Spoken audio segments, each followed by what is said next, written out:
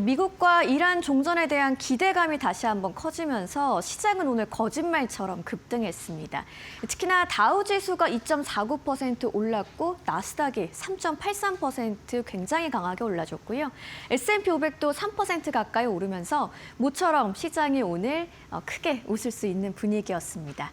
3대 지수가 이렇게까지 급등할 수 있었던 이유, 자금의 흐름과 방향을 통해서 한번 확인해 보시죠. 히트맵 바로 만나보겠습니다.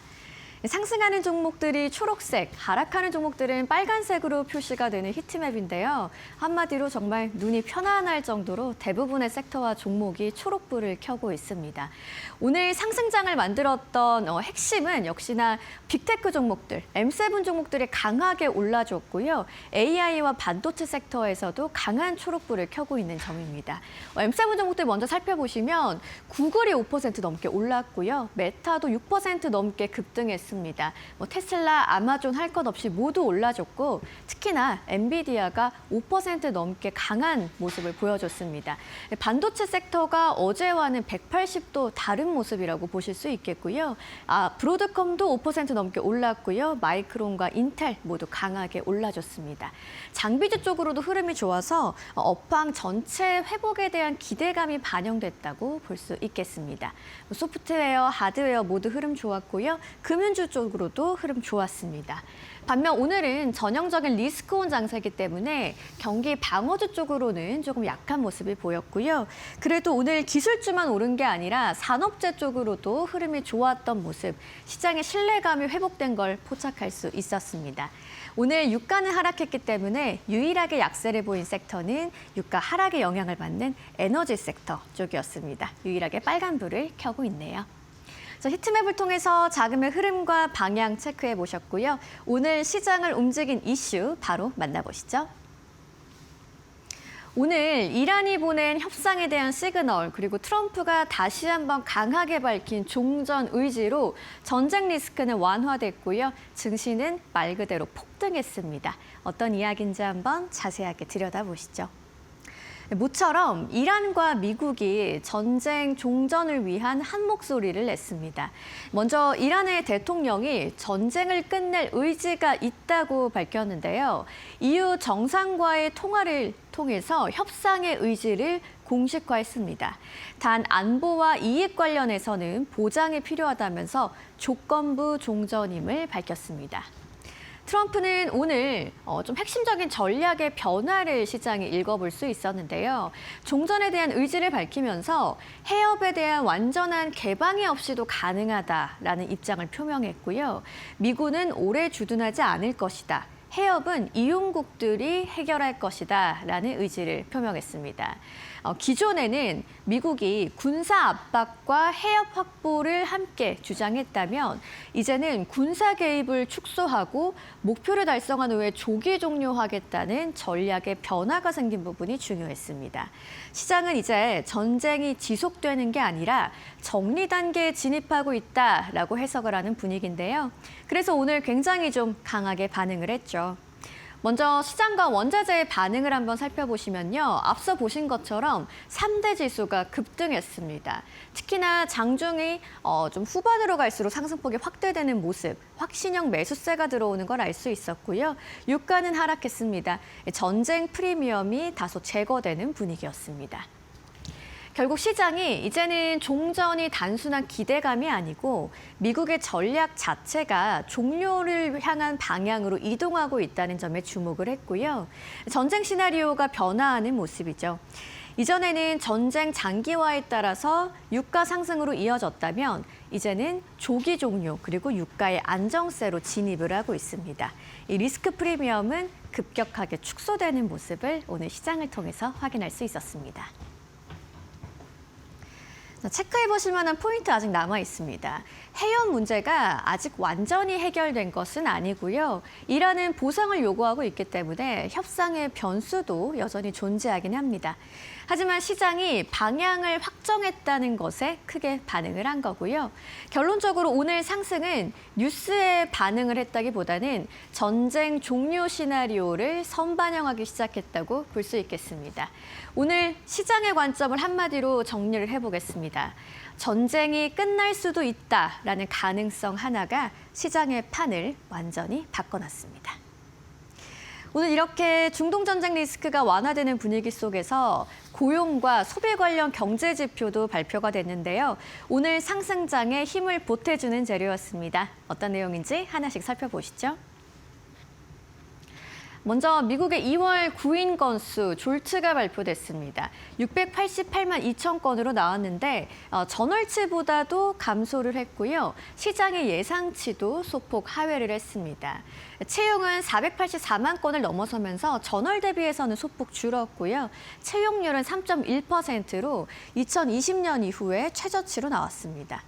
고용의 세부 흐름도 한번 살펴보시면 자발적인 이직이 감소하면서 자신감은 다소 둔화됐다는 걸 알 수 있었고요. 해고는 증가를 했습니다. 고용 시장이 약화됐다는 신호로 받아들일 수가 있겠습니다. 한편 소비 지표도 함께 발표가 됐는데 이 내용까지 같이 보신 후에 정리를 한번 해보겠습니다. 3월 소비자 신뢰지수도 발표가 됐습니다. 컨퍼런스 보도에서 공개를 했는데요. 91.8로 나왔고요. 예상치를 상회하는 수치였습니다. 이 소비자 신뢰지수가 현재 상황에 대한 판단 그리고 6개월간의 단기 전망인 기대 지수를 함께 반영하는 건데 현재 지수는 좀 강하게 상승을 했고요. 기대 지수는 여전히 낮게 나왔습니다. 시장이 바라보는 인플레이션에 대한 기대는 어땠을까요? 12개월 기대 인플레이션이 7.1%로 나왔는데요. 이란 전쟁의 여파를 좀 반영하면서 7개월 만에 최고 수준으로 나왔습니다. 특히나 휘발유 가격은 갤런당 4달러를 돌파했기 때문에 물가 부담이 확대된 모습까지 확인할 수 있었습니다. 시장이 오늘 경제 지표를 해석한 포인트를 한번 살펴보도록 하겠습니다. 먼저 고용과 관련해서는 다소 식고 있는 부분을 확인했습니다. 소비는 좀 여전히 유지가 되면서 경기는 버텨주는 모습이었고요. 인플레이션에 대한 부담은 여전히 존재합니다. 완전하게 안정되는 수준까지는 아니었습니다. 종합적으로 보신다면 경기가 둔화되는 건 아니고 과열되는 것도 아닌 상태라고 볼 수 있겠는데요. 어떻게 보면 시장이 좀 가장 선호하는 환경이라고 할 수 있겠습니다. 금리에 대한 부담감은 낮아지고 경기 우려에 대한 기대감도 경기 우려도 좀 낮아지는 수준이라고 볼 수 있겠죠. 오늘 시장에 미친 영향을 보시면요. 이 지표가 상승 트리거가 될 정도는 아니었습니다.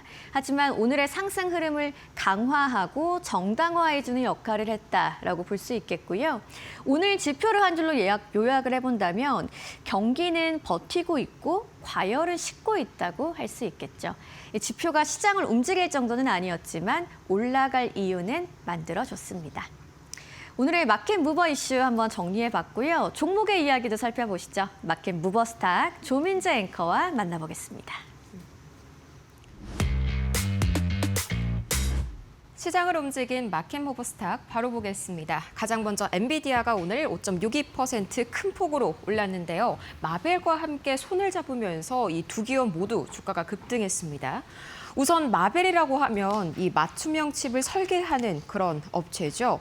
이 엔비디아가 왜 하필이면 마벨과 손을 잡았냐? 쉽게 좀 비유를 하자면요. 이 데이터의 고속도로라고 좀 비유를 할 수 있는 엔비디아의 NV링크. 이거를 좀 외부 칩에게까지 개방을 해서 엔비디아가 시장 지배력을 키우겠다는 건데요. 그 일환으로 엔비디아가 마벨 측에 20억 달러, 우리 돈으로 3조 원이라는 어마어마한 돈을 투자하게 됐습니다. 또 엔비디아의 대표적인 파트너사죠. 코어위브도 오늘 12% 이상 큰 폭으로 올랐는데요. 이 AI 클라우드를 확장시키기 위해서 우리 돈으로 약 13조 원에 달하는 85억 달러라는 대규모 자금 조달에 성공했기 때문입니다. 이 코어위브의 경우에는 올해 설비 투자를 2배로 늘릴 계획을 발표를 하면서 한때는 주가가 굉장히 급락한 적이 있었었죠. 이 전쟁이 터지고 금리가 높아지다 보니까 시장에서는 과연 이 돈을 어떻게 조달을 할 것이며 이자 비용을 감당할 수 있겠나? 이런 의심이 있었는데 다행히도 여기에 필요한 자금을 낮은 비용으로 조달을 할 수 있게 되면서 시장에서는 돈 걱정을 한숨 덜었다. 인프라를 충분히 성장시킬 수 있겠구나. 긍정적으로 해석을 한 겁니다. 종합을 해보자면 이 종전 기대감에 국채 금리가 낮아지게 됐고요. 이런 AI 빅테크들의 대규모 투자가 더 이상 걱정거리가 아닌 호재로 읽히게 됐다. 이 새로운 흐름을 맞이하게 됐다. 이렇게 정리를 해볼 수가 있겠습니다. 이어서 오늘 메타도 나스닥의 3% 이상 상승에 강한 지분을 차지를 했었죠. 이 새로운 스마트 글래스 모델 2가지를 출시했는데요. 특히나 시력 교정에 특화된 모델이 큰 화제를 얻으면서 주가가 6% 이상 급등했습니다. 또 이 애플 같은 경우에는 2.9% 상승을 했는데요. 이 시리가 한꺼번에 여러 가지 명령을 동시에 처리하는 새로운 기능을 테스트 중이라는 그런 보도가 나왔습니다. 올해 말에 출시가 될 이 iOS 27부터 탑재가 될 예정이고요. 마이크로소프트 3% 이상 큰 폭으로 뛰어 올랐습니다. 이 웰스파고가 상당히 좀 긍정적인 전망을 제시했기 때문인데요. 이 마이크로소프트 애저의 매출이 2028년까지 30% 후반대 고성장을 지속할 것이다. 이 앞으로 먹거리가 충분하다는 의견이겠죠. 덕분에 투자 의견을 비중 확대로 다시 한번 확인을 시켜줬습니다. 이런 관점에서 한번 볼 수도 있겠습니다. 오늘 또 이제 밤 사이에 구글이 5%대, 아마존이 3.6%대 급등했는데요. 이 아마존과 구글, 메타, 마이크로소프트까지 공통점이 바로 하이퍼스케일러죠. 맞습니다. 마찬가지로 금리가 낮아지다 보니까요. 이 대규모 투자를 감행했었던 하이퍼스케일러들에 대한 걱정이 기대감으로 바뀌게 된 거고요. 이 덕분에 비하이퍼스케일러인 애플에 비해서 나머지 4종목의 상승폭이 유난히 컸다라고 해석을 해볼 수도 있겠습니다. 또 오늘 이 제약 바이오주들도 오랜만에 좀 기지개를 켠 하루였었는데요. 이 노보노디스크가 장중에 계속해서 상승세를 보였습니다. 이 비만 치료제 위고비의 구독형 요금제를 발표한 후에 이 주가가 최대 4% 이상 상승을 했는데 이 장 마감 들어서는 살짝 이 상승분을 반납을 하긴 했습니다만 여전한 기대감입니다. 이 현금 결제 환자의 경우에는 연간 최대 $1,200라는 돈을 절약할 수가 있게 되는데 당연히 수요가 늘 수밖에 없고 매출도 늘게 되겠죠. 나머지 두 기업은요, M&A 이슈가 있었습니다. 가장 먼저 아펠리스 파마슈티컬스 주가가요 말 그대로 세 자릿수의 이 로켓을 쏘아올리는 급등세가 나왔습니다.